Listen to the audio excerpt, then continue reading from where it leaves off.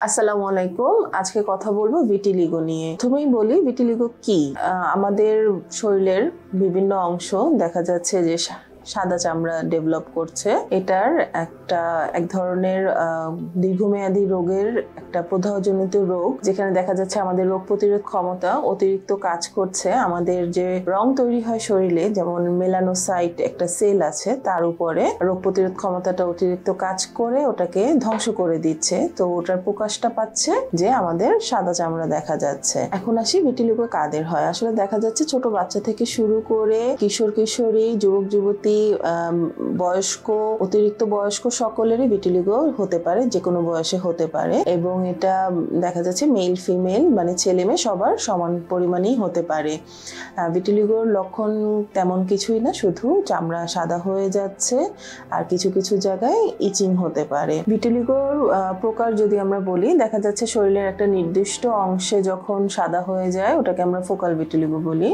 এটাই আরো যদি শরীরের সমস্ত এরিয়া জুড়ে হয়, ছোপ ছোপ করে বিভিন্ন জায়গায় থাকে, ওটাকে আমরা জেনারেলাইজড বলি। এবং পুরো শরীরটাই যদি ইনভলভ হয়ে যায় ওটাকে আমরা ইউনিভার্সাল ভিটিলিগো বলি।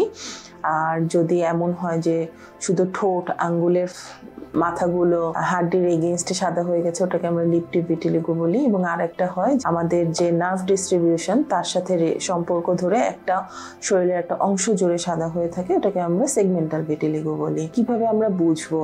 তো দেখা যায় যে একজন অভিজ্ঞ ডার্মাটোলজিস্ট ক্লিনিক্যালি বা চোখে দেখে এটাকে আইডেন্টিফাই করতে পারেন যে এটা ভিটিলিগো। এছাড়াও আরো কনফার্ম হওয়ার জন্য আমরা এক ধরনের লাইট দিয়ে এটাকে কনফার্ম করি, যেটাকে আমরা উডস ল্যাম্প বলছি। এছাড়া ডার্মোস্কোপি করা হয় এবং বায়োপসি করে আসলে আমরা এটা দেখছি যে এটা ভিটিলিগোর জন্য সাদা হয়ে আছে নাকি অন্য কোনো কারণে, যেমন লিউকোডার্মা, যে কোনো কিছু লেগে সাদা হয়ে গেছে বা অন্য কোনো রোগের জন্য সাদা হয়ে গেছে কিনা, সেটা আমরা দেখি। ভিটিলিগোর চিকিৎসায় আমরা কিছু টপিক্যাল ওষুধ দিয়ে থাকি, যেগুলো ইমিউনোমডুলেটর হিসেবে কাজ করে, মানে রোগ প্রতিরোধ ক্ষমতাটাকে কন্ট্রোল করতে পারে।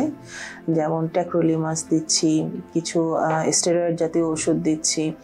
এছাড়া আমরা খাওয়ার চিকিৎসা, অনেক আধুনিক চিকিৎসা চলে এসেছে, যেমন কিছু জেনাস কাইনেজ ইনহিবিটর আমরা দিয়ে থাকি। এবং আসলে চিকিৎসাটাকে আমরা তিনটা ভাগে ভাগ করি। যে ভিটিলিগো যখন বাড়তে থাকে সেক্ষেত্রে আমরা কিছু ওরাল মেডিকেশন, যেমন শর্ট কোর্স স্টেরয়েডও দিয়ে থাকি। আর হচ্ছে ফটোথেরাপি আমরা করি, সেটা ন্যারো ব্যান্ড ইউভিবি। এবং সবচেয়ে আধুনিক যেটা লোকালাইজড ওয়েতে যদি থাকে ভিটিলিগো, সেক্ষেত্রে আমরা এক্সাইমার লেজার দিয়ে থাকি। আর ভিটিলিগোর ব্যাপারে একটা কথা বলতে চাই যে ভিটিলিগো কোনো ইনফেকশাস রোগ না বা ছোঁয়াছুঁয়ির কোনো ব্যাপার নাই, একজন থেকে আরেকজনের সংক্রমণ হয় না। এটা একটা জাস্ট আমাদের অটোইমিউন ডিজিজ, এবং এটা যার হয় তারই থাকে। একজন ভিটিলিগোর পেশেন্টের সবচেয়ে বড় সমস্যা হচ্ছে সোশ্যাল স্টিগমা, সামাজিকভাবে সে হেয় ফিল করে। কিন্তু এর অনেক আধুনিক চিকিৎসা চলে এসেছে। সেক্ষেত্রে আপনারা একজন অভিজ্ঞ ডার্মাটোলজিস্টের কাছ থেকে চিকিৎসা নেবেন। অ্যাপয়েন্টমেন্ট বুক করার জন্য নিচে দেখানো নাম্বারে